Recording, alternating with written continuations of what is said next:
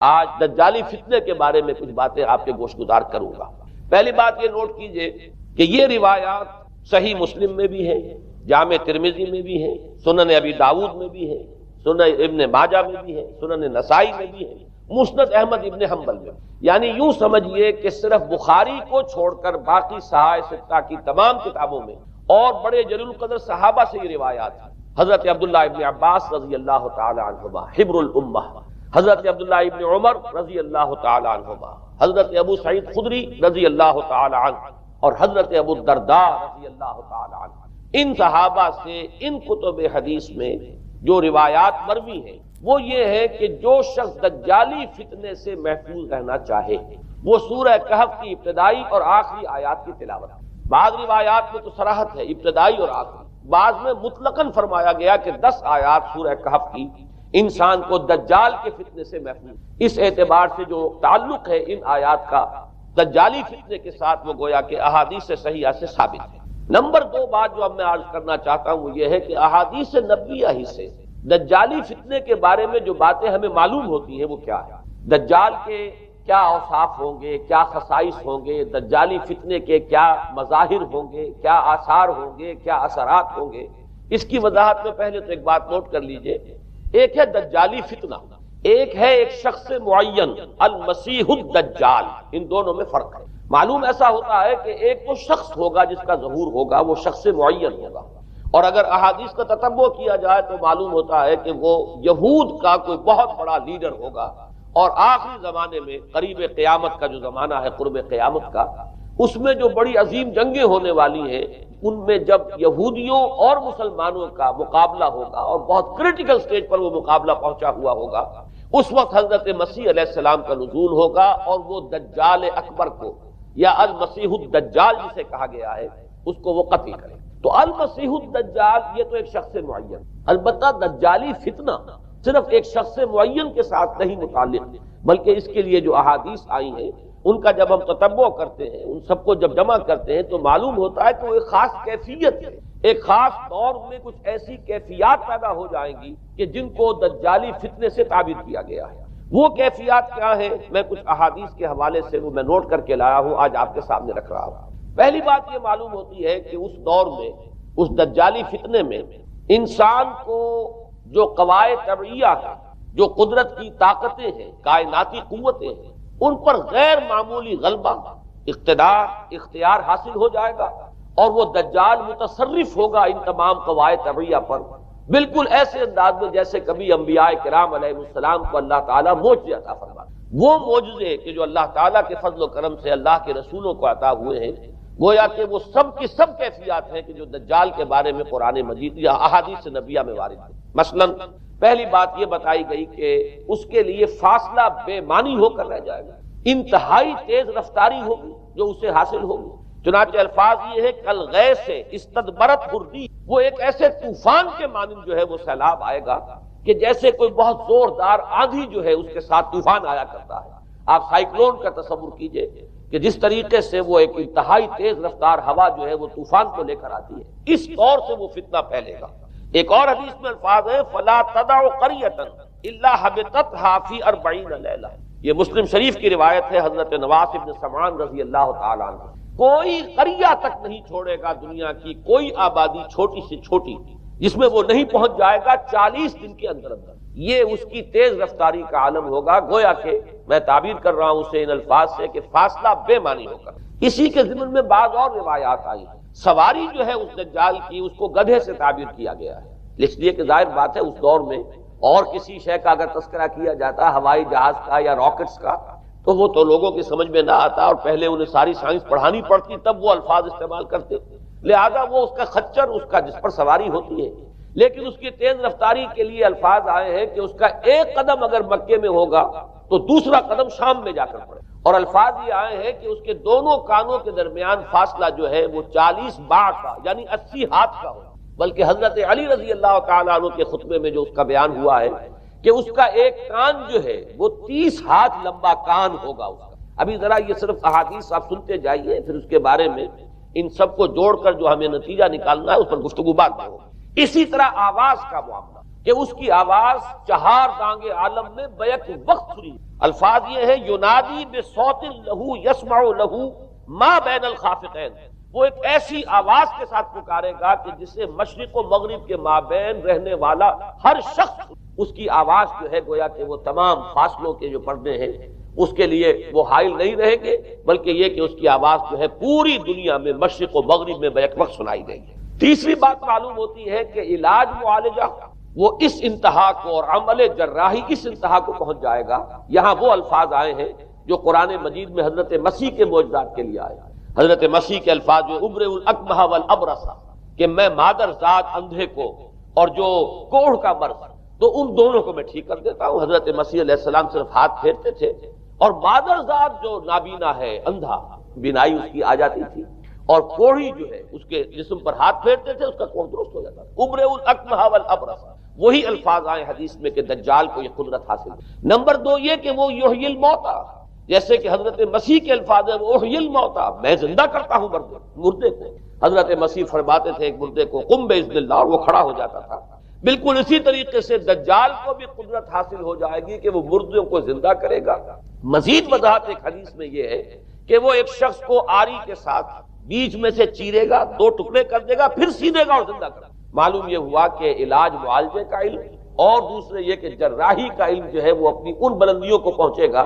کہ اس حد تک انسان کی رسائی ہو جائے گی۔ چوتھی بات، اس کو زمین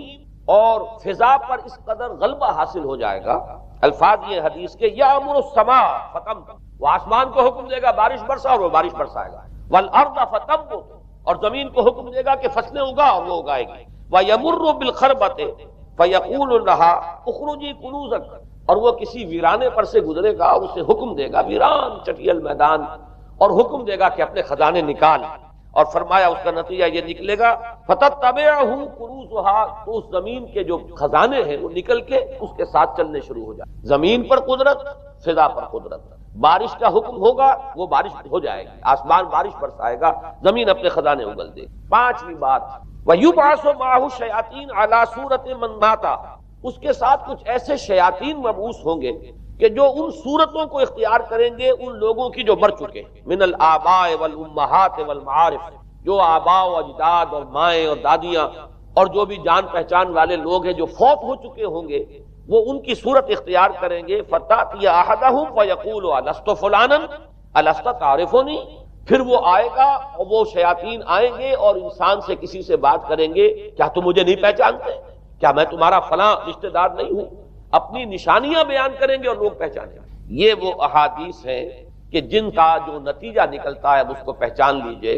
وہ نتیجہ یہ ہے کہ حضور صلی اللہ علیہ وسلم نے دجالی فتنے کے جو اوصاف بیان کیے یا جو علامات بیان کی، ان کا حاصل یہ ہے کہ سائنس اور ٹیکنالوجی کی وہ بلندیاں انسان کو حاصل ہو جائیں گی کہ جو چیزیں کبھی رسولوں کے معجزوں سے ظہور پذیر ہوتی تھی وہ قوانین طبیعہ پر تصرف کے باعث خود انسان کرنے لگے۔ یہ ہے در حقیقت حاصل۔ چنانچہ آج آپ دیکھیے وہ جو اس کا گدھا ہے وہ ہمارے آج کل کے ہوائی جہاز ہے، اور آپ کو معلوم ہے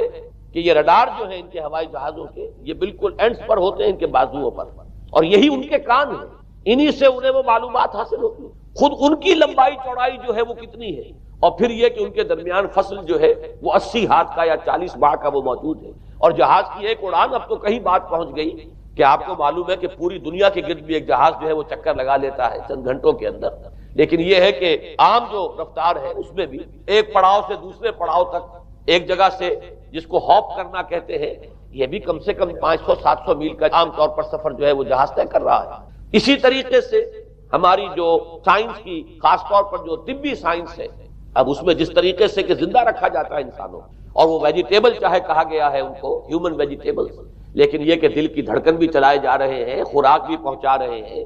آدمی جو ہے وہ زندہ سال ہر سال تک زندہ پڑا رہتا ہے۔ اور یہ کہ سرجری بعض جانوروں پر تو یہ بات ہو چکی ہے کہ کاٹے گئے ہیں اور پھر ان کو سی دیا گیا ہے، جوڑ دیا گیا ہے۔ یہ تمام جو بھی معجزے ہیں اس وقت سائنس دکھا رہی ہے۔ اسی طرح اگر یہ معجزہ دیکھنا ہو کہ زمین لقد جہاں کہیں کوئی آثار نہیں تھے کسی ایک پتے تک کے اگنے کے، اگر وہاں لہلہاتے ہوئے آپ کو چمن دیکھنے ہو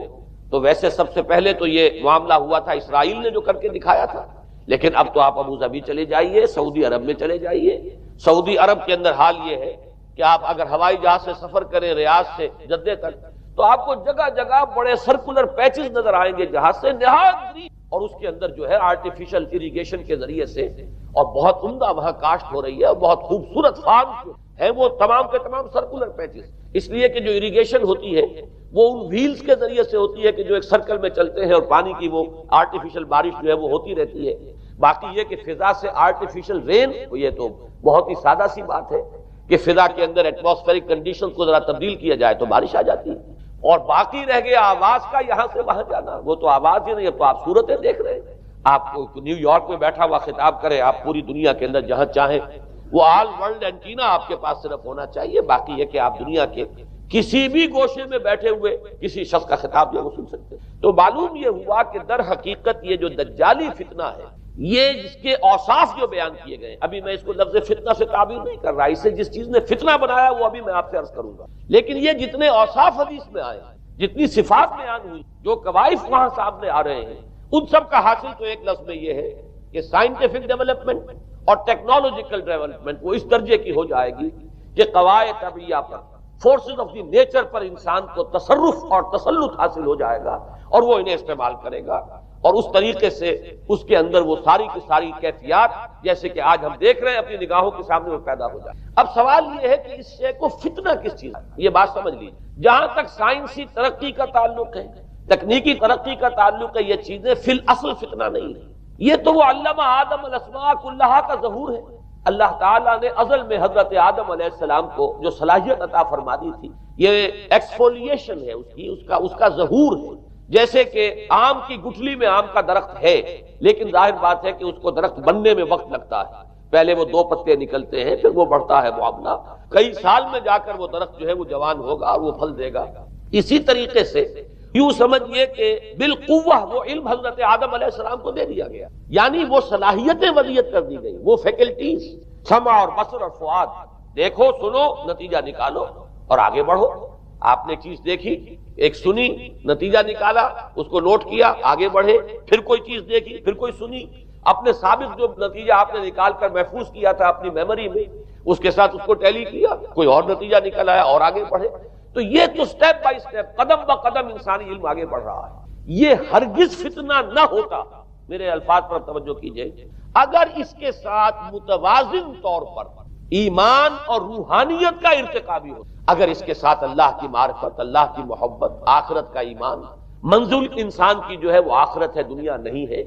اگر یہ چیزیں ساتھ کے ساتھ ہوتی تو یہ ہرگز فتنہ نہیں۔ فتنہ در حقیقت اسے جس نے بنایا ہے وہ یہ ہے کہ کچھ ایسے اسباب ہوئے ہیں، اور وہ اسباب آج مجھے بیان کرنے کہ در حقیقت موجودہ عیسائیت اس کا سب سے بڑا سبب ہے۔ اس کے نتیجے میں ایک بہت بڑا گیپ ہے، اپالنگ گیپ ہے، بڑا مہیم خلا ہے، بڑی وسیع خلیج ہے جو حائل ہو چکی ہے کہ ایمان اور روحانیت ختم ہوتے چلے گئے، اور یہ ٹیکنیکل اور سائنٹیفک ڈیولپمنٹ بڑھتی چلی، ان دونوں کے درمیان جو مہیم خلا پیدا ہوا ہے اس نے اسے فتنہ بنا دیا ہے، اور عظیم ترین فتنہ بنا دیا۔ ورنہ اگر اس کے ساتھ ہی اللہ پر ایمان، آخرت پر ایمان،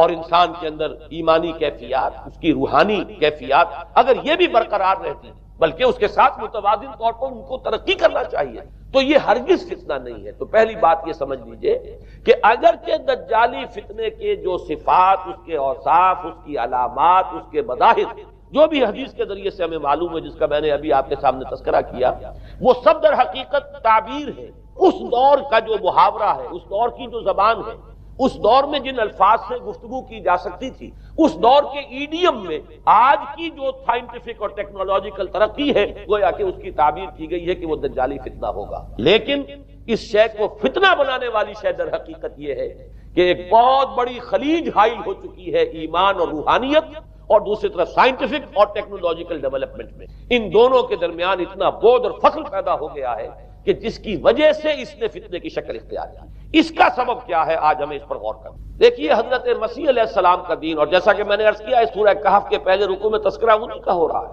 وَيُنذِرَ الَّذِينَ قَالُوا اتَّخَذَ اللَّهُ وَلَدًا مَا لَهُم بِهِ مِنْ عِلْمٍ وَلَا لِآبَائِهِمْ كَبُرَتْ كَلِمَةً تَخْرُجُ مِنْ أَفْوَاهِهِمْ يَقُولُونَ إِلَّا كَذِبًا فَلَعَلَّكَ بَاخِعٌ نَفْسَكَ عَلَىٰ آثَارِهِمْ إِن لَّمْ يُؤْمِنُوا بِهَٰذَا الْحَدِيثِ أَسَفًا۔ ان آیات کا پہلے ترجمہ آپ سن لیجئے، جو پہلی آیات ہے ان کا ترجمہ ہم کر چکے ہیں۔ کل حمد اس اللہ کے لیے ہے جس نے اپنے بندے پر کتاب نازل فرمائی اور اس میں کوئی کجی نہ رکھی، جو بالکل سیدھی ہے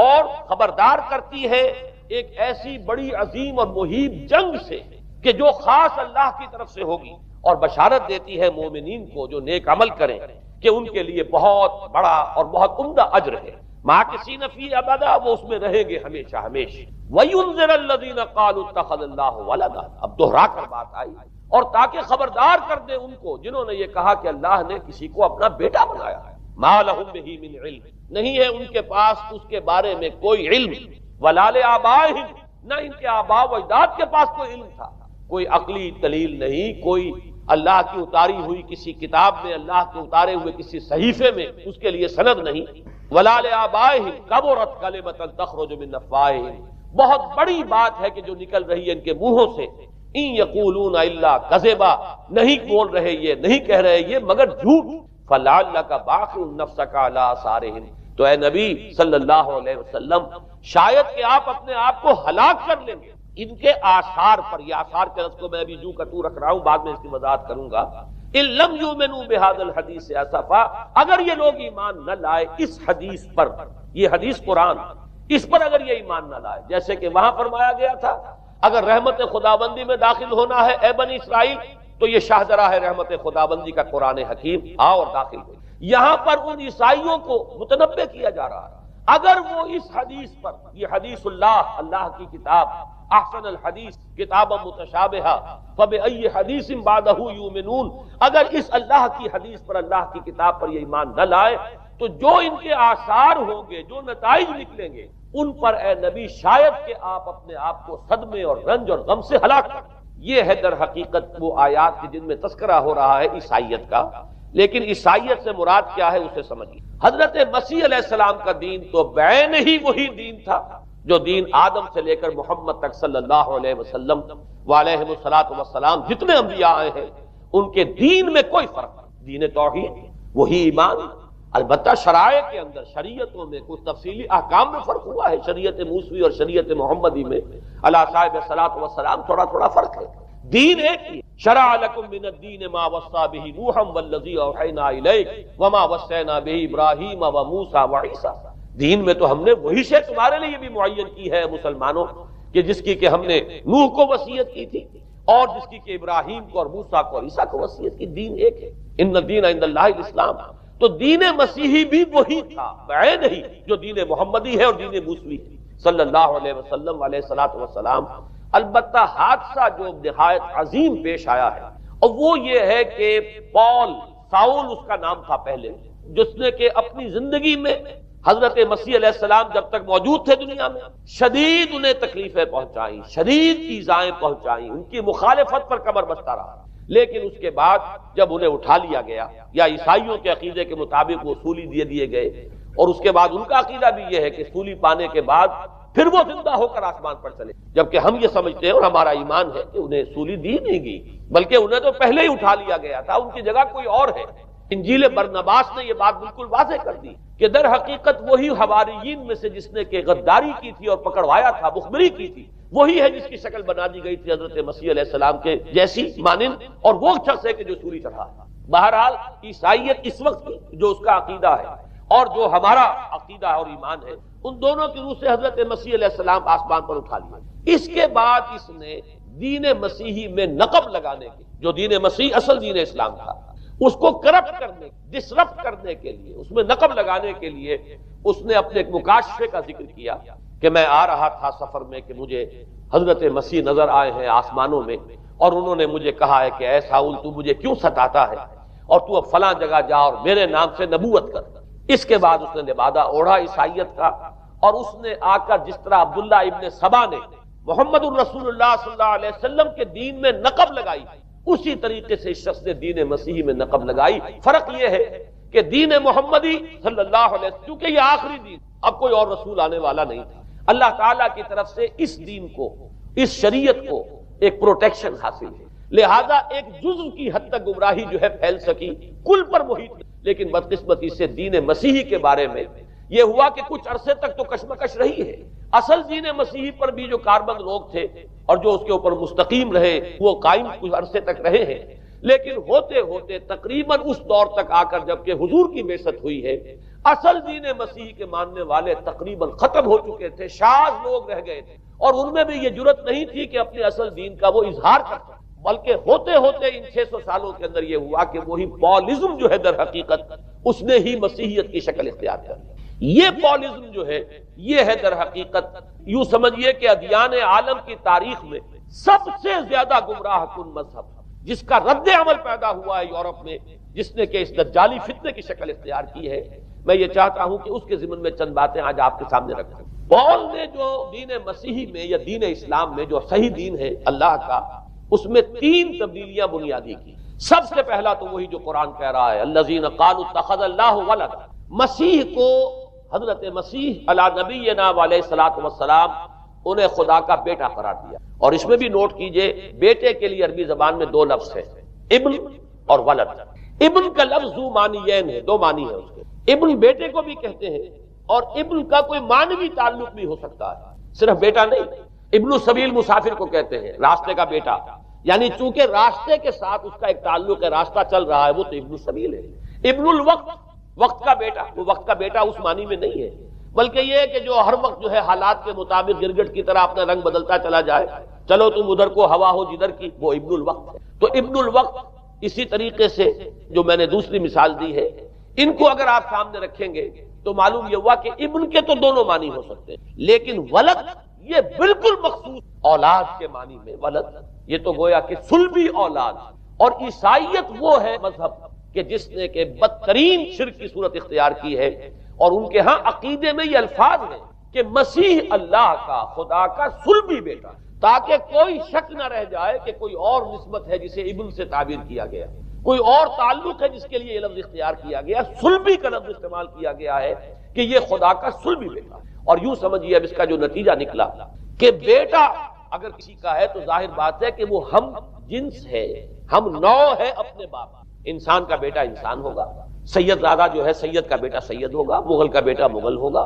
گھوڑے کا بیٹا گھوڑا ہوگا، گدھے کا بیٹا گدھا ہوگا۔ معلوم یہ ہوا کہ بعین ہی جو کچھ باپ ہوتا ہے وہی بیٹا ہوگا۔ لہذا اس لفظ نے در حقیقت شرک کی بدترین صورت اختیار کی کہ بالکل اللہ کے برابر، اللہ کا ہم نوع،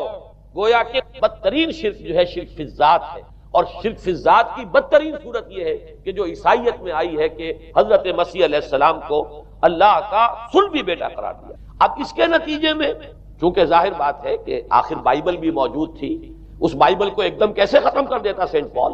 سینٹ پال کہیں یا بہرحال میں تو لفظ سینٹ اس کے ساتھ استعمال نہیں کرنا چاہتا، لیکن چونکہ ہمیں یہ ہدایت ہے قرآن مجید کی بھی کہ جو باطل معبود بنا لیے جاتے ہیں انہیں بھی ہم کوئی ان کے لیے توہین والے الفاظ استعمال نہ کریں، لہذا میں یہ لفظ استعمال کر رہا ہوں، ورنہ جی تو چاہتا ہے کہ کوئی اور لفظ اس کے لیے استعمال کیا جائے۔ لیکن جو بھی اس وقت دنیا میں اس کا معروف نام ہے پال، سینٹ پال، تو اس نے چونکہ ظاہر بات ہے کہ پوری بائبل کو کیسے ختم کر دیا، ایک دم تورات کو کیسے ختم کر دیتا؟ تورات تو آج تک چلی آ رہی ہے بائبل کے ساتھ ملی، the old testament, the new testament, یہ دونوں مل کر بائبل بنتی۔ لہذا اب گورکھ دھندا بنانا پڑا انہیں، وہ تسلیس والا گورکھ دھندا، 3 میں 1 1 میں 3، توحید بھی ہے تسلیس بھی ہے، 3 میں 1 1 میں 3۔ اور یہ وہ شے ہے کہ جس نے عقیدے کا تعلق عقل سے منقطع کر، اس سے سمجھ میں آنے والی بات ہے، 3 میں 1 1 میں 3 ایک گورکھ دھندا ہے۔ نتیجہ انہوں نے یہ نکالا کہ ڈوگما در حقیقت اس کا عقل سے کوئی تعلق نہیں، ڈوگما بس عقیدہ ہے، اور اس عقیدے ہی کے اوپر سارے دین کی بنیاد ہے، باقی وہ عقل میں آئے نہ آئے، عقل کے لیے قابل قبول ہو یا نہ ہو۔ یہ بات اچھی طرح سمجھ لیجئے کہ اگرچہ ہمارے ہاں ہم بھی یہ بات کہتے ہیں کہ بہت سے حقائق جو ہے کائنات کے وہ ایسے ہیں کہ جن تک عقل کی رسائی نہیں، اس کے لیے ہم مجبور ہیں، محتاج ہیں وحی کی ہدایت کے۔ لیکن 2 چیزوں میں فرق کیجئے، ایک ہے عقل سے ماورا ہونا اور ایک ہے عقل کے خلاف ہونا، ان دونوں چیزوں میں زمین و آسمان کا فرق ہے۔ ایک وہ حقائق ہے کہ جو عقل از خود ان تک رسائی حاصل نہیں کر سکتی، لیکن جب وہ سامنے آتے ہیں تو عقل تسلیم کرتی ہے کہ ہاں یہ بات سمجھ میں آتی ہے۔ ایک وہ چیزیں ہیں کہ جن کو عقل تسلیم نہیں، تو ایک ہے مخالف عقل، ایک ہے ورائے عقل، ان دونوں میں زمین و آسمان کا۔ ہمارے دین میں تو عقل کو اپیل کیا گیا ہے، لعلکم تعقلون، لعلہم یعقلون، اولو الالباب الذین یعقلون۔ اب ظاہر بات ہے کہ عقل کو ہاتھو برہانکم ان کنتم صادقین، لاؤ دلیل اپنی، تو دلیل سے عقل سے اپیل کی۔ اور اس میں وہ رشتہ جو میں نے کئی مرتبہ بیان کیا علامہ اقبال کے اشعار کے حوالے سے کہ عقل گو آستہ سے دور نہیں، اس کی قسمت میں پر حضور نہیں، اور گزر جا عقل سے آگے کہ یہ نور چراغ راہ ہے، منزل نہیں، منزل تک تو عقل نہیں پہنچائے گی لیکن راستہ تو دکھاتی ہے، اور جب کہ وحی کی روشنی سامنے آتی ہے تو عقل اس کی تصدیق کرتی ہے۔ یہ ہے ہمارا موقف اور یہ ہے عقلی معقول موقف۔ لیکن عیسائیت نے، بلکہ کہنا چاہیے پالزم نے، مجھے یہاں پر لفظ عیسائیت اب استعمال کرنا نہیں چاہیے اس لیے کہ حضرت عیسیٰ سے اب اس کی نسبت نہیں رہی، حضرت عیسیٰ سے اس کی نسبت جو ہے یہ مس نومر ہے، یہ غلط نام ہے۔ دی 100 کا مصنف جو ہے ڈاکٹر مائیکل ہارٹ،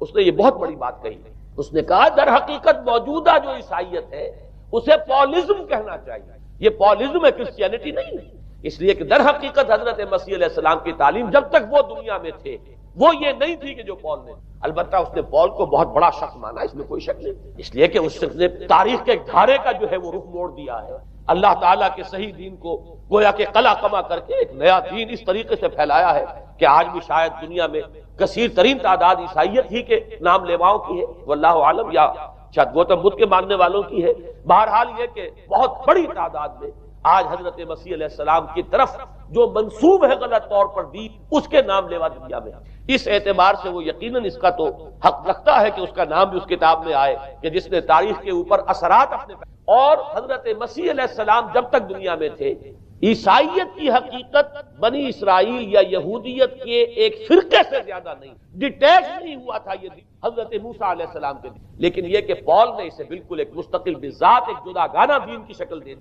تو یہ پالزم نے در حقیقت سب سے پہلا کام یہ کیا کہ عقل سے بالکل تعلق منقطع کر دیا۔ عقیدہ، ڈوگما جو ہے وہ خلاف عقل، جو بات عقل میں آئے نہ آئے بس ماننا۔ تو پہلی تو یوں سمجھیے کہ نقب جو لگی ہے دین کے اندر وہ اس تسلیس کے حوالے سے، اور تسلیس کا گورکھ دھندا خلاف عقل،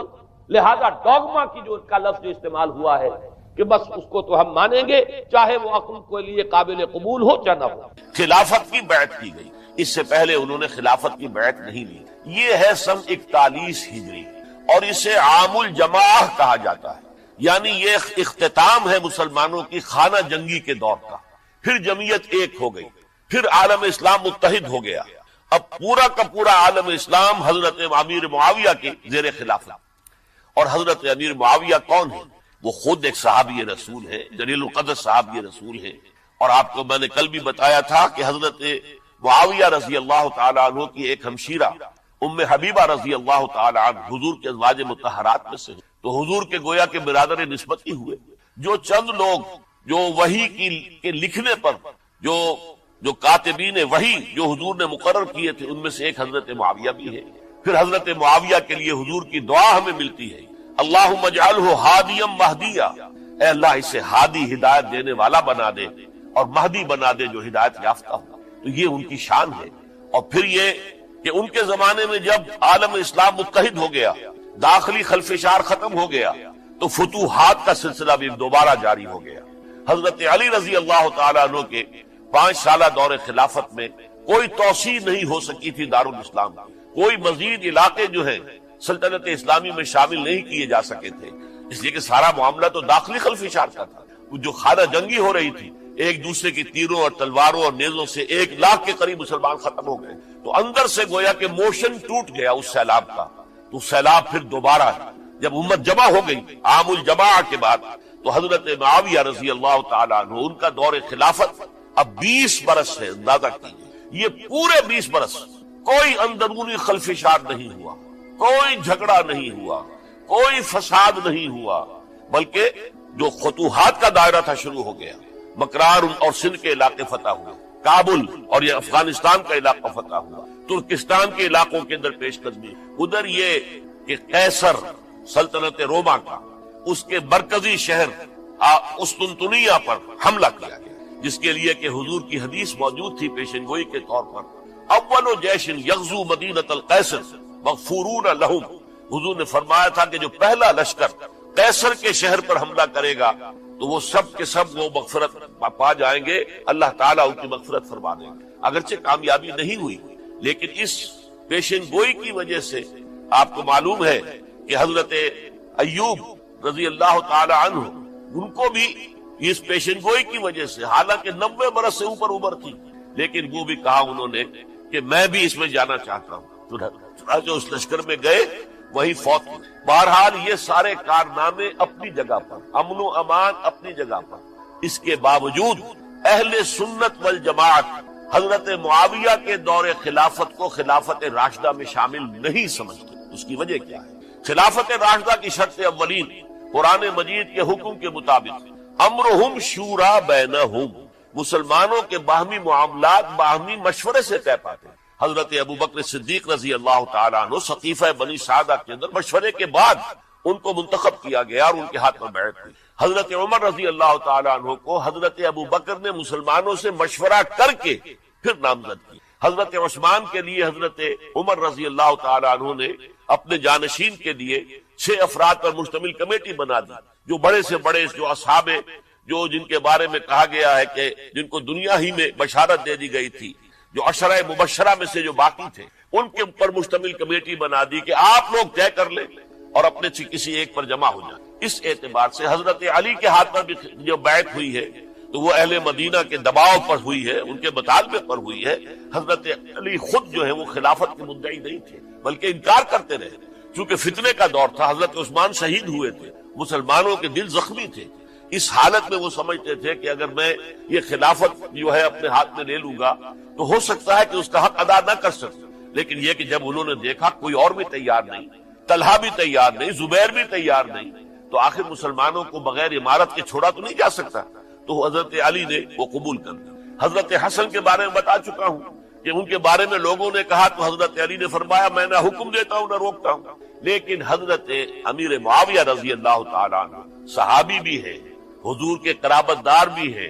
کاتبین وحی میں سے بھی ہے، پھر ان کا دور حکومت امن، سکون، اطمینان ہر طرح سے جو ہے 20 برس تک کوئی داخلی خلفشات نہیں ہوا، کوئی فساد نہیں ہوا، کوئی باہمی جنگ و جدل نہیں ہوا، بلکہ فتوحات کا دائرہ آگے بڑھا۔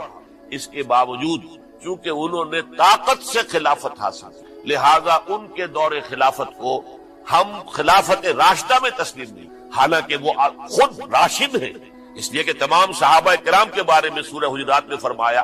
وَلَكِنَّ اللَّهَ حَبَّبَ إِلَيْكُمُ الْإِيمَانَ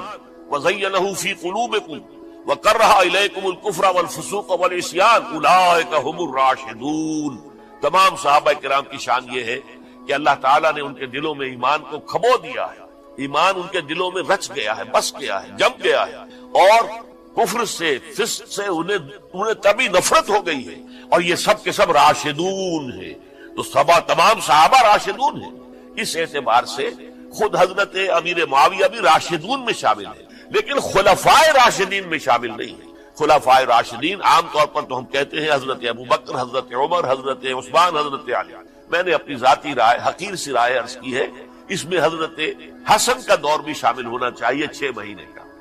تب وہ 30 برس پورے ہوتے، جو حدیث میں آیا ہے کہ خلافت جو ہے وہ 30 برس رہے گی، اس کے بعد ملوکیت شروع ہو جائے گی۔ تو ملوکیت کا پہلا قدم یہ تھا کہ حضرت معاویہ نے طاقت سے بزور خلافت حاصل کی، اس لیے ان کو خلیفہ راشد ہم نہیں کہتے۔ البتہ یہ ضرور ہے کہ ان کا دور بہت پرسکون دور تھا۔ البتہ جب 10 برس گزر گئے حضرت معاویہ کے دور حکومت کو، اب میں یہاں لفظ خلافت کی بجائے دور حکومت استعمال کر رہا ہوں کیونکہ خلافت راشدہ سے ذرا اس کا فرق واضح ہے۔ تو اس وقت ایک اور صحابی، جلیل القدر صحابی مغیرہ ابن شعبہ رضی اللہ تعالی عنہ، وہ حضرت معاویہ کے پاس آئے اور انہوں نے یہ کہا کہ دیکھیے اگر آپ نے اپنے بعد اپنا جانشین نامزد نہ کیا تو ہو سکتا ہے پھر فسادات پیدا ہو جائیں، پھر مختلف لوگ خلافت کا دعویٰ لے کر کھڑے ہو جائیں، پھر خانہ جنگی ہو جائے۔ 5 برس کی خانہ جنگی میں 1 لاکھ سے زیادہ مسلمان شہید ہو چکے ہیں، قتل ہو چکے ہیں، ہلاک ہو چکے ہیں، اب دوبارہ وہی دور نہ آ جائے، لہذا آپ اپنا جانشین نامزد کر دیں۔ امیر معاویہ ریلیکٹنٹ تھے، لیکن انہوں نے دلائل دیے، دلائل مضبوط تھے۔ انہوں نے کہا کہ اب کبار صحابہ دنیا سے رخصت ہو چکے، وہ جماعت کہ جن کی تربیت اور تزکیہ، جن کی تعلیم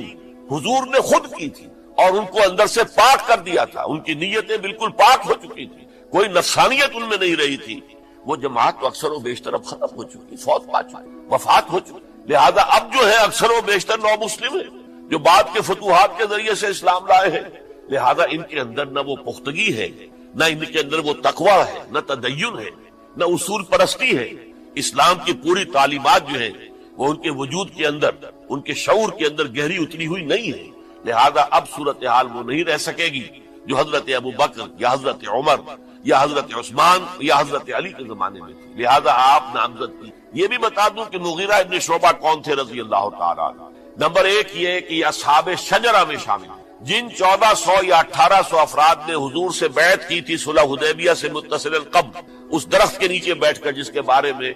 سورہ فتح میں فرمایا گیا کہ لقد رضی اللہ عن المؤمنین اذ یبایعونک تحت الشجرہ، اللہ ان تمام اہل ایمان سے راضی ہو گیا جو اے نبی صلی اللہ علیہ وسلم آپ کے دست مبارک پر بیعت کر رہے تھے اس درخت کے نیچے، ان میں سے موجود، ان میں یہ مغیرہ ابن شعبہ ہے۔ پھر مغیرہ ابن شعبہ وہ ہے کہ حضرت علی اور امیر معاویہ ان کے درمیان جو خانہ جنگی ہوئی اس میں ہمیشہ حضرت علی کے ساتھ رہے، حضرت علی کے ہی وہ سپورٹر تھے، ان کے ساتھ۔ اس پہلو سے اچھی طرح سمجھ لیجئے کہ یہ نہیں ہے کہ وہ در حقیقت کو پہلے سے وہ امیر معاویہ کے ساتھی تھے، نہیں، لیکن اب جو صورتحال وہ دیکھ رہے تھے، جہاں دیدہ انسان تھے، بہت بڑے سیاستدان تھے، جانتے تھے حالات کو، حالات کے نبض پر ان کا ہاتھ تھا، لہذا انہوں نے یہ مشورہ دیا اور پھر امیر معاویہ نے اس مشورے کو قبول کر اور یزید کی ولی عہدی کا اعلان کر۔ یہ بالکل مڈل ہے حضرت امیر معاویہ کے دور خلافت کا درمیان، یہ 10 سال جب ہو گئے تھے حضرت امیر معاویہ کی خلافت کو یا حکومت کو، تب یہ معاملہ پیش اور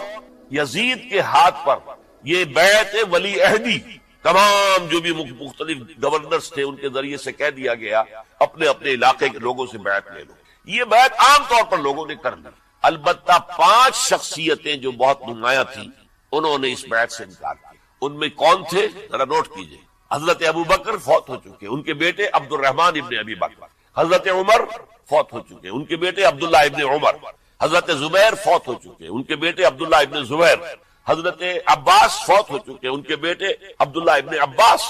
حضرت علی شہید ہو چکے، ان کے بیٹے حسین ابن علی رضی اللہ تعالی عنہم اجمعین۔ یہ 5 جو امت کے بہت بڑے 5 افراد کے گویا کے وہ چشم و چراغ تھے ان گھرانوں کے، انہوں نے انکار کیا۔ اور ان میں خاص طور پر عبد الرحمن ابن ابی بکر نے یہ جملہ کہا کہ تم چاہتے ہو کہ قیصر و کسریٰ کی سنت پر عمل کرو کہ باپ کے بعد بیٹا حاکم بن جائے، یعنی ایک قدم تو خلافت کا نظام پہلے ہی نیچے اتر چکا۔ مشاورت سے تو حضرت امیر معاویہ کا بھی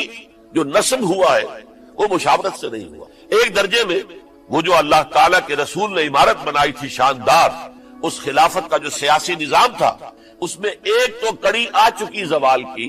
کہ ایک شخص نے طاقت کے ذریعے سے خلافت حاصل، اب اس کی اگلی کڑی لانا چاہتے ہیں کہ قیصر و کسریٰ کے طریقے سے خاندان کے اندر، ایک قبیلے کے اندر یہ خلافت جو ہے یا حکومت جو ہے نسل بعد نسل، باپ کے بعد بیٹا اور بیٹے کے بعد پوتا، اس کو ہم کبھی گوارا نہیں کریں گے۔ حضرت امیر معاویہ بہت دانشمند انسان تھے، انہوں نے ان 5 حضرات پر کوئی تشدد نہیں، کوئی جبر نہیں، بلکہ رہنے دیا، ٹھیک ہے یہ بیعت نہیں کر رہے، ابھی تو بیعت ولی عہدی ہے، کوئی حرج نہیں، لہذا کوئی جھگڑا، کوئی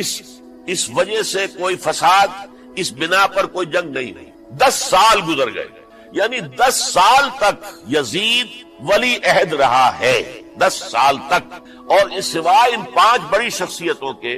جو پوری امت تھی، عوام الناس تھے، ان سب نے اسے قبول کیا۔ یہ صورتحال اب جب پیدا ہوئی جب حضرت امیر معاویہ کا انتقال ہوا، یہ سن 60 ہجری، اب سوال پیدا ہوا کہ وہ ولی عہدی کی بیعت اب بیعت خلافت میں منتقل ہو جائے گا۔ لہذا پھر یہ ہوا کہ سب لوگوں سے، سب گورنروں کو لکھ دیا گیا تمام صوبوں کے اندر کہ اپنے اپنے لوگوں سے بیعت لے لو۔ ظاہر بات ہے کہ وہاں کوئی ریفرنڈم نہیں ہوتا تھا، کوئی ووٹ نہیں ہوتے تھے کہ اس کی پرچیاں ڈالی جا رہی ہوں، ایک ایک شخص سے رائے لینا نہیں ہوتی تھی، بلکہ اس وقت کی جمہوریت یہ تھی اور شورائیت یہ تھی کہ ڈفرنٹ کلینز ہیں، ڈفرنٹ فیملیز ہیں، ڈفرنٹ ٹرائبز ہیں، ان کے سردار، ان کے بڑے لوگ، ان کے اہم لوگ بیعت کر لیں تو گویا کہ سب کی بیعت ہو گئی۔ وہ ایک قبائلی نظام تھا اور اس میں یہ نہیں تھا نظام کے ووٹ بنے ہوئے ہوں اور اس کی پرچیاں ڈالی جا رہی ہوں، تو تمام عالم اسلام نے گویا کہ بیعت قبول کر لی اب یزید کی بحیثیت خلیفہ۔ اب وہ جو 5 آدمی تھے ان میں سے ایک فوت ہو چکے تھے، حضرت عبد الرحمن ابن ابی بکر رضی اللہ تعالی عنہما، دونوں فوت ہو گئے، لیکن باقی 4 رہ گئے۔ ان 4 کو نوٹ کیجئے، اور یہ بڑا سینسٹیو ایشو ہے جس پر میں اب گفتگو کر رہا ہوں۔ ان 4 میں کون ہیں؟ عبداللہ ابن عباس، عمر میں سب سے بڑے وہ ہیں، اور ان کی شان یہ ہے کہ انہیں حبر الامہ کہا گیا ہے، امت کے سب سے بڑے عالم اور قرآن مجید کے وہ سب سے پہلے مفسر ہیں۔ اصل جو جتنی بھی تفسیری روایات ہمیں ملتی ہے حضرت عبداللہ ابن عباس کے شاگردوں سے، تابعین سے، لہذا ان کا بہت اونچا مقام ہے۔ حضرت عبداللہ ابن عمر، ان کا مقام بھی آپ کو معلوم ہے، حدیثوں کی کتنی بڑی تعداد ہے جو عبداللہ ابن عمر سے مروی ہے، اور اس کو سلسلۃ الذہب کی پہلی کڑی کہا جاتا ہے۔ روایت حدیث میں جو سنہری زنجیر ہے اس کا آغاز حضرت عبداللہ ابن عمر ہے۔ ایک طرف یہ دونوں ہو گئے، ان دونوں کی رائے کیا ہوئی؟ اگرچہ کام غلط ہوا ہے، یہ اس طریقے سے قیصر و کسریٰ کی روایت پر عمل کرنا غلط، لیکن یہ اتنی بڑی غلطی نہیں ہے کہ اس کی وجہ سے باہمی جنگ و جدال ہو، خوریزی ہو، ایک دوسرے کی گردنیں کاٹی جائیں اور فتنہ و فساد پیدا کر دیا۔ لہذا انہوں نے یزید کی بیعت کر لی۔ دو حضرات رہ گئے، یہ نسبتاً نوجوان ہیں، ان دونوں کی پیدائش ہجرت کے بعد ہوئی ہے۔ ہجرت کے بعد پہلا بچہ جو مہاجرین میں پیدا ہوا ہے وہ عبداللہ ابن زبیر ہے، بلکہ کچھ عرصے تک مہاجرین میں جب کوئی پیدائش نہیں ہوئی تو وہ مکے مدینے کے منافقین نے کہنا شروع کر دیا تھا کہ یہ یہاں کے کمزور ہو گئے، نامرد ہو گئے، ان کی اولاد چلے گی نہیں۔ تو عبداللہ ابن زبیر جب پیدا ہوئے، اور آپ کو معلوم ہونا چاہیے وہ حضرت ابوبکر صدیق کے نواسے ہیں، حضرت عائشہ صدیقہ کی ہمشیرہ حضرت اسماء کے بیٹے ہیں عبداللہ ابن زبیر، اور زبیر بہت شجاع، بہت ہی بہادر انسان تھا۔ تو عبداللہ ابن زبیر کے اندر بھی وہی کیفیات تھی۔ انہوں نے کہا نہیں، اس غلطی کو ہم برداشت نہیں کریں گے، خورزی ہوتی ہے تو ہو، لیکن ہم اسلامی نظام کو نیچے اترتا ہوا نہیں دیکھ سکتے۔ جیسے کبھی حضرت ابوبکر نے فرمایا تھا ایبدل الدین وانا حی، کیا دین میں ترمیم اور تنسیخ کر دی جائے گی؟ دین کو بدل دیا جائے گا، دین میں تحریف کر دی جائے گی جبکہ میں ابھی زندہ ہوں، میں جیتے جی یہ نہیں ہونے دوں۔ حضرت عبداللہ ابن زبیر کی یہ رائے ہوئی وی ہیو ٹو چیلنج، ہم مقابلہ کریں گے، ہم اسے پیسیولی قبول نہیں کریں۔ انہوں نے بیعت سے انکار کیا اور مدینہ چھوڑ کر مکے جا کر حرم کے اندر پناہ گزینی۔ یہی معاملہ حضرت حسین ابن علی رضی اللہ تعالی عنہما کا تھا، وہ بھی نہایت شجاع، نہایت جری، نہایت بہادر۔ انہوں نے بھی کہا کہ یہ غلط قیصر و کسریٰ کی روایت جو شروع ہو رہی ہے اسے ہم نے ریزسٹ کرنا ہے اور اسے ہم آگے نہیں چلیں۔ ان پر بھی جب دباؤ ڈالا گیا کہ بیعت کرو تو وہ کچھ وقت مانگ کر، تو دیکھیے میں ایسا شخص نہیں ہوں کہ تنہائی میں علیحدہ کمرے میں بیٹھ کر بیعت کروں، جب عمومی بیعت لوگے تم سب سے تو میں بھی آ جاؤں گا، اس وقت وہ فیصلہ کریں گے۔ تو بس اس وجہ سے پھر وہ گورنر جو تھا اس وقت مدینے کا، اس سے اجازت لے کر آ گئے اور راتوں رات وہاں سے نکل کر وہ بھی مکے پہنچ۔ تو اب یہ چار جو ہیں دو گروہوں میں تقسیم ہو، 2+2۔ دو کی رائے یہ ہوئی کہ بات غلط ہے لیکن اس کی بنا پر خوریزی، جنگ و جدال، جنگ آپس میں خوریزی کرنا یہ صحیح نہیں، بلکہ مصلحت اس میں ہے کہ اس کو قبول کرنا۔ پھر اللہ تعالیٰ کو بہتر حالات پیدا کرے گا اس کے ذریعے سے، تعلیم کے ذریعے، تلقین کے ذریعے سے، جیسے نبی اکرم صلی اللہ علیہ وسلم نے اتنا عظیم انقلاب برپا کیا تھا۔ ہم کوشش کریں گے کہ نظام حکومت کی اصلاح ہو جائے، لیکن اس وقت اگر ہم اڑ گئے تو پھر گویا خوریزی اور فساد اور باہمی جو جنگ ہے وہ شروع ہو جائے گا۔ اور دو حضرات کی رائے ہوئی کہ نہیں، ہمیں ہر صورت میں رجسٹ کرنا ہے، خوریزی ہوتی ہے تو ہو، ہمیں جانے دینی پڑتی ہے تو دیں گے، ہم شہادت قبول کریں گے لیکن اس غلطی کو قبول نہیں کر سکتے۔ تو میں اس کے لیے عرض کر رہا ہوں، یہ تیسری شہادتوں کا جو دور شروع ہوا ہے، پہلا شہادتوں کا دور حضور کا دور، دین کو قائم کرنے کی جد و جہد میں جنہوں نے جانے دی ہے۔ دوسرا دور اس دین کے خلاف جو کاؤنٹر ریولوشنری موومنٹس آئی ہیں ان کو رفع کرنے کے لیے جانے دینا، ہزاروں صحابہ کی جانیں اس میں بھی گئی ہیں، وہ سیلمہ ابن کذاب ہو یا مانعین زکوٰۃ ہو، ان کے خلاف جو جہاد ہوا۔ پھر ظاہر بات ہے کہ حضرت عثمان رضی اللہ تعالیٰ عنہ کے بعد جو فساد ہوا، وہ شہادتیں کیا تھی؟ اس دین کے نظام کو قائم رکھنے کے لیے انٹیکٹ رہے، دشمن اس کے اندر رکھنے ڈالنے میں کامیاب نہ ہو۔ اب تیسرا دور وہ آ رہا ہے کہ جبکہ داخلی طور پر اس نظام خلافت کے اندر زوال شروع ہو رہا ہے، اس زوال کو روکنے کے لیے کہ وہ اپنی اصل جو خلافت کا نظام اللہ نے اور اس کے رسول نے دیا ہے اس کی بنیاد پر قائم رہے، لہذا ہم ریزسٹ کریں گے اس تبدیلی کو اور میدان میں آ کر مقابلہ۔ یہ حضرت عبداللہ ابن زبیر رضی اللہ تعالی عنہما اور حسین ابن علی رضی اللہ تعالی عنہما، اب ان دونوں میں ایک اختلاف ہے۔ حضرت عبداللہ ابن زبیر کی رائے یہ تھی کہ یہ مکہ ہے، یہ اللہ کا گھر ہے، یہ حرم ہے اور یہاں کے لوگ بہت سے برے اثرات سے ابھی تک بچے ہوئے ہیں، پاک ہیں، لہذا ہمیں یہاں رہنا چاہیے۔ اس کو مرکز بنا کر ظاہر بات ہے اسی مکے سے محمد الرسول اللہ صلی اللہ علیہ وسلم نے دعوت شروع کی تھی، وہیں سے وہ پھیل کر جو ہے ایک عظیم انقلاب کی شکل اس نے اختیار کی تھی، ایک عظیم مملکت جو ہے حضور چھوڑ کر گئے تھے، تو ہمیں مکے میں رہ کر ہی اپنی تحریک شروع کرنی چاہیے۔ لیکن ادھر حضرت علی کے پاس پیغام آ رہے تھے کوفے سے، کوفہ چونکہ حضرت حسین کے پاس پیغام آ رہے تھے کوفے سے، چونکہ کوفے کو حضرت علی نے دارالخلافہ بنا لیا تھا، اور وہاں سمجھا جاتا تھا کہ حضرت علی کے ہمدرد اور حضرت شیعان علی جنہیں ہم کہے، ان کے ساتھی ہم خیال یہ لوگ ہیں کثرت کے ساتھ، اور وہاں سے اب خطوط کا تانتا شروع ہو گیا، آپ یہاں آئیے، ہم بےتاب ہیں، آپ کا استقبال کریں گے، آپ کے ہاتھ پر بیعت کریں گے، تاکہ یہ جو کیسر و کسرا کی سنت شروع ہو رہی ہے اس کو روکا جا سکے۔ وہ تانتا بنا ہوا ہے خطوط کا۔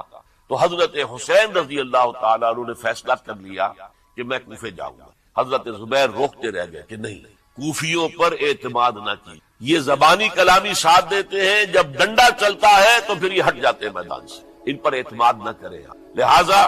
یہی مکے میں رہیے اور ہم دونوں مل کر ایک بڑی طاقت بن جائے گا، اور یہ مکہ جو ہے ہمارے لیے حصار ہے، یہ ہمارے لیے پناہ گاہ ہے، یہاں سے اس دعوت کا آغاز کیا جائے۔ اب یہ افسوس ہے، اس سے اللہ کی مشیت سمجھا جائے گا، اللہ کی مرضی ہے، جو کچھ ہوتا ہے وہ تو بے اذن رب ہوتا ہے، اللہ اپنی مصلحتوں سے ہم سے زیادہ واقف ہے، ہم تو نہیں سمجھ سکتے۔ حضرت حسین نے فیصلہ کیا اور ڈٹ گئے اس فیصلے کہ میں کوفے جاؤں گا۔ اب یہ بھی بات قرآن مجید میں آیا ہے، حضور سے خطاب کر کے فرمایا گیا فَإِذَا عَزَمْتَ فَتَوَكَّلْ عَلَى اللَّهِ، جب ایک مرتبہ آپ ایک ارادہ کر لیں تو پھر اللہ پر توکل کی، پھر یہ نہیں کہ کبھی آگے کبھی پیچھے جاؤں یا نہ جاؤں، یہ نہیں، یہ تردد یہ نہیں، بلکہ یہ کہ فیصلہ کر کے ڈٹ جائیے، اس لیے کہ جو بھی نتیجہ ہے وہ تو اللہ کے ہاتھ میں ہے، لہذا اللہ پر توکل کیجیے۔ فَإِذَا عَزَمْتَ فَتَوَكَّلْ عَلَى اللَّهِ، لہذا سب نے سمجھایا حضرت حسین کو کہ آپ کوفے نہ جائیں۔ سمجھانے والوں میں حضرت عمر بھی تھے رضی اللہ، حضرت عبداللہ ابن عمر بھی تھے رضی اللہ تعالیٰ عنہ، اگرچہ کوئی قرابت داری جو ہے قریبی نہیں تھی، لیکن بہرحال امت کی ایک شخصیت، عظیم شخصیت تھے۔ سمجھانے میں سب سے زیادہ زور صرف کیا ہے حضرت عبداللہ ابن عباس نے رضی اللہ تعالیٰ عنہ، اور حضرت عبداللہ ابن عباس کون ہیں؟ ایک رشتے سے حضرت حسین کے چچا ہیں، ایک رشتے سے حضرت حسین کے نانا ہیں۔ کیوں؟ حضرت علی اور حضرت عبداللہ ابن عباس چچا زاد بھائی ہیں، عباس کے بیٹے، ابو طالب کے بیٹے، عباس اور ابو طالب بھائی ہیں، تو یہ فرسٹ کزن تھے حضرت علی اور عبداللہ ابن عباس رضی اللہ تعالیٰ عنہ، لہذا انہوں نے جب کہا تو گویا کہ ایک چچا ایک بزرگ سمجھا رہا، اور دوسرے رشتے سے حضور نانا تھے حضرت حسین کے، اور حضور بھی کزن تھے حضرت عبداللہ ابن عباس، چچا زاد بھائی۔ اس حوالے سے سمجھ لیجئے کہ حضور کے کزن نانا کے درجے میں آ گئے، تو یہ دو رشتے تھے حضرت عبداللہ ابن عباس کے، اور انہوں نے بڑی الہا و زاری کے ساتھ، بڑی اپنے مقام سے نیچے اتر کر خوشامد کی، حسین خدا کے لیے بعد آ جا، حسین خدا کے لیے بعد آ جا، حسین اگر جانا ہی ہے تو اپنے بال بچوں کو لے کر نہ جاؤ، جس طریقے سے تمہارے باپ حضرت علی رضی اللہ تعالیٰ عنہ کو کوفہ کے اندر ذبح کر دیا گیا، کہیں ایسا نہ ہو کہ تمہیں بھی تمہارے بال بچوں کے سامنے ذبح کر دیا، بات آ جاؤ۔ لیکن حضرت حسین اب اللہ کی طرف سے ان کے دل میں ایک ارادہ پختہ ہو چکا تھا، اور انہوں نے حضرت مسلم بن عقیل کو بھیجا تھا کہ جاؤ میری طرف سے کوفے والوں سے بیعت لے اور پھر مجھے اطلاع دو۔ وہ گئے، وہاں 12,000 افراد نے بیعت کر لی۔ اب ان کا خط آ گیا کہ یہاں تو فضا بالکل ہموار ہے، اتنے لوگوں نے بیعت کی ہے، باقی بھی جیسے ہی آپ سامنے آ جائیں گے سب بیعت کر لیں گے، لہذا یہاں پر وہ ریزسٹنس کے لیے گویا کہ ہمارے پاس طاقت اس کوفے کے اندر بہت مضبوط طاقت ہوگی کہ ہم یزید کی حکومت کے خلاف ریزسٹ کر سکیں۔ اس کے بعد ہوا کیا؟ یزید نے عبید اللہ ابن زیاد کو گورنر بنا کر بھیج دیا۔ یہ شخص تھا بہت ڈنڈا چلانے والا، اس نے سختیاں شروع کی تو بہت سے لوگ اس بیعت سے قائم ہوئے، لیکن مسلم بن عقیل وہ میدان میں آئے اور ان کے ساتھ ہزاروں آدمی آ گئے جنہوں نے بیعت کی تھی، ابھی تک بیعت پر قائم تھے، اور انہوں نے گورنر کے گھر کا گھیراؤ کیا۔ گورنر کے ساتھ 30-40 آدمی تھے کوئی، وہ چھتوں پر چڑھ گئے، وہاں سے پتھراؤ کیا، اور وہاں سے جو 30-40 آدمی کوفے کے تھے ان سے کہا تم اپنے اپنے لوگوں کو کہو کہ چلے جائیں واپس یہاں سے۔ انہوں نے اوپر سے کہنا شروع کیا، ڈرایا، بہت خوفناک نتیجہ نکلے گا، اب عبید اللہ ابن زیاد تم سب کو ہلاک کر دے گا۔ ایک ایک کر کے بھیڑ چھٹتی چلی گئی اور صرف چند افراد رہے، اور اس کے نتیجے میں حضرت مسلم بن عقیل شہید کر دی، بلکہ ایک شخص حامی نے انہیں پناہ دی تھی کوفے میں، ان کو بھی قتل کر دیا گیا، شہید کر دیا۔ اس پر یہ ہے کہ انہوں نے ایک شخص کے ذریعے سے پیغام دیا قتل کیے جانے سے پہلے کہ دیکھو میرا تو وقت آ گیا ہے، میں تو اب قتل ہو جاؤں گا، شہید کر دیا جاؤں گا، تو میرا پیغام حسین تک پہنچا دو رضی اللہ تعالیٰ عنہ کہ یہاں یہ بغاوت ہو گئی. لوگوں نے، کوفیوں نے، الکوفی لا یوفی، کوفی جو ہے وہ پورا نہیں کرتا اپنے عہد کو اور وفا کو. اس کا ایک ثبوت ہمیں مل گیا. یہ سب کے سب منحرف ہو گئے بیعت سے.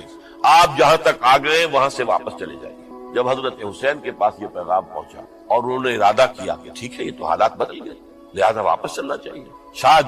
عبداللہ ابن زبیر کی رائے ہی صحیح ہے، ہمیں مکے ہی میں بیٹھ کر کام کرنا چاہیے. لیکن اب جو ہے عرب کا ایک خاص مزاج ہے. حضرت مسلم بن عقیل کے بیٹے آڑے آ گئے. اب ہم اپنے باپ کے خون کا قصاص لیے بغیر نہیں جائیں گے. اور حضرت حسین رضی اللہ تعالیٰ عنہ بامروت انسان، شریف النفس انسان، کیسے ممکن تھا غیرت مند غیور انسان وہ کیسے ان کی بات کو رد کر. لہذا اچھا چلو چلتے ہیں کوفے کی طرف. آگے بڑھتے چلے گئے، کربلا میں پہنچ گئے. جو کچھ وہاں ہوا ہے پھر آپ کو معلوم ہے. اس میں یہ بات ہے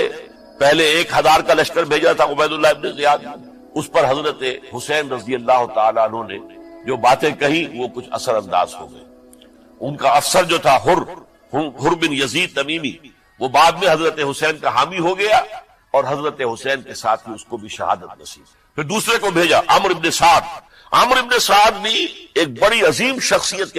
کا بیٹا تھا. حضرت سعد ابن ابی وقاص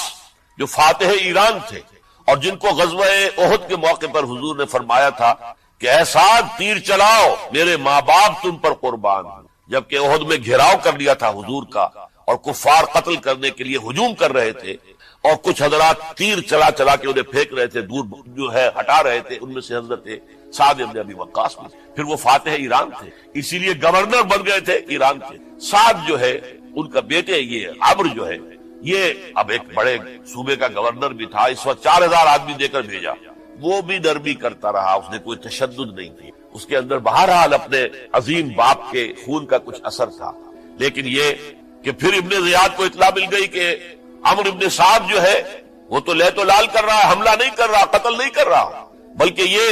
کہ وہ تو اس راستہ بھی دینے کے لیے تیار ہے کہ نہ مدینے کی طرف جائیے اور نہ آپ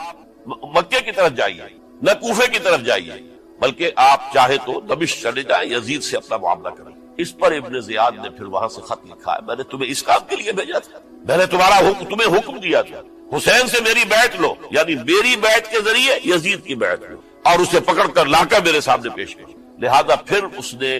ایک بہت خوخار شخص کو زیادہ فوج دے کر بھیجا ہے اور وہ جو ہے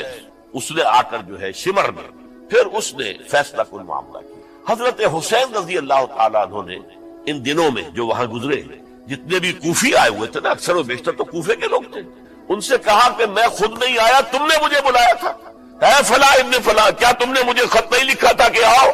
اے فلاں ابن فلاں، کیا تم نے مجھے پیغام نہیں بھیجا تھا کہ یہاں تشریف لائیے؟ اور دیکھو میرے پاس تمہارے خطوط موجود. وہ ایک تھیلا جس میں کہ خطوط ہے وہ بھی لا کے میدان میں. یہ حضرت حسین رضی اللہ تعالیٰ عنہ کی شرافت اور اپنی صاف دلی. کوئی اس کے اندر عیاری نہیں تھی ان کے اندر، معاذ اللہ ثم معاذ اللہ. لیکن یہ کہ اس کا نتیجہ اچھا نہیں نکلا. نتیجہ کیا نکلا؟ اب انہیں پتا چل گیا کوفیوں کو اگر اب حسین زندہ دمشق پہنچ گئے یزید کے پاس تو یہ ہم سب کا بھاڑا پھوڑ دیں گے، ہماری شامت آ جائے گی. لہذا اب تو کسی صورت انہیں زندہ نہیں ہے. ایک بڑا اہم واقعہ نوٹ کر لیجیے، اس لیے کہ حضرت حسین نے ایک ایک کا نام لے کر اے فلاں ابن فلاں، اے فلاں ابن فلاں، اے فلاں ابن فلاں، کیا تم نے خط نہیں لکھا تھا؟ کیا تمہارا پیغام نہیں تھا؟ اب انہوں نے دیکھا کہ یہ بھانڈا اگر یزید کے ہاں جا کر پھوڑ دیا گیا تو پھر ہماری خیر نہیں ہوگی. یہی وجہ ہے حضرت حسین کو شہید کرنے کے بعد یہ نوٹ کر لیجئے 72 آدمی تھے کل، جس کو کہہ لیں لشکر حضرت حسین کا رضی اللہ تعالی. ان میں سے 20 خاندان بنی ہاشم کے چشم و چراغ، وہ بڑی بہادری سے لڑے، بڑی بہادری سے لڑے، ایک ایک نے لڑ کر جان دی. بہت سو کو مارا. یقاتلون فی سبیل اللہ فیقتلون ویقتلون، قتل کر بھی رہے تھے، قتل ہو بھی رہے تھے، ایک ایک کر کے قتل ہو رہے تھے، شہید ہو رہے تھے. 20 جو ہے خاندان بنی ہاشم میں سے شہید ہوئے. حضرت حسین رضی اللہ تعالیٰ عنہ کا ایک بہت ہی انفنٹ چھوٹا بچہ وہ بھی شہید ہوئے. باقی سب مرد، تمام مرد سوائے ایک حضرت حسین کے بیٹے حضرت علی بن حسین زین العابدین کہلائے بعد میں. وہ بیمار تھے، وہ جنگ میں حصہ نہیں لے سکتے تھے، وہ بچ گئے صرف. اچھا حضرت حسین شہید ہو گئے. یہ ہے 10 محرم الحرام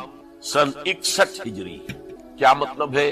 حضور کے انتقال کے ٹھیک 50 برس بعد سن 11 ہجری میں حضور کا انتقال اور سن 61 ہجری میں حضور کے نواسے اور جن کے بارے میں حضور نے فرمایا سیدہ شباب اہل الجنہ حضرت حسین شہید کر، اور اس کے بعد اس لشکر نے خیموں کو آگ لگا دی۔ یہاں نقطہ سمجھ لیجیے آگ کیوں لگائی؟ انہیں معلوم تھا ہمارے خلاف ڈاکومنٹری پروف موجود ہے وہاں پر، وہ ہمارے خطوط کے تھیلے وہاں موجود ہیں، اگر وہ باقی رہ گئے تو ہماری شامت آ جائے گی، ہمیں کون بچائے گا؟ ورنہ ظاہر بات ہے کہ اگر تو وہ دشمنی کے انداز میں بات ہوتی تو خواتین کی بھی بے حرمتی کی گئی ہوتی، لیکن نہیں، کسی نے، ظاہر بات ہے کہ خانوادہ نبوت کی کسی خاتون کی بے حرمتی نہیں کی، قطعاً نہیں کی، قطعاً نہیں کی، قطعاً نہیں کی، لیکن خیمے جلانا ان کی ضرورت تھی تاکہ وہ ریکارڈ جو ہے ان کا وہ تلف ہو جائے، سارے خطوط جو ہے وہ جل جائیں تاکہ ان کے خلاف ثبوت باقی نہ۔ یہ عظیم سانحہ کربلا ہے۔ اب چونکہ یہ ہماری تاریخ کے ان واقعات میں سے ہے جس پر بہت کچھ اختلافات ہیں، مختلف گروہوں کی تعبیرات بہت مختلف ہیں۔ ایک طرف اہل تشیع کا اپنا بیان ہے، دوسری طرف اہل سنت کا ایک اجماعی بیان ہے، تیسری طرف کچھ ایسے لوگ پیدا ہو گئے جو حضرت حسین رضی اللہ تعالیٰ عنہ پر الزام لگا رہے اہل سنت میں سے کہ وہ تو حکومت کے طالب تھے، وہ اقتدار کے خواہش مند تھے، واجب القتل تھے۔ معاذ اللہ ثم معاذ اللہ ثم معاذ اللہ۔ حضرت حسین اگرچہ صغار صحابہ میں سے تھے، یعنی حضور کی حیات طیبہ میں ابھی چھوٹے بچے تھے، لیکن ان کا شمار صحابہ میں، اور پھر یہ وہ شخص ہے جو حضور کی گود میں کھیلا ہے، یہ وہ ہے جو حضور کے شانوں کے اوپر جس نے سواری کی۔ علامہ اقبال نے جیسے حضرت اسماعیل کے لیے کہا ہے کہ وہ فیضان نظر تھا یا کہ مکتب کی کرامت تھی، سکھائے کس نے اسماعیل کو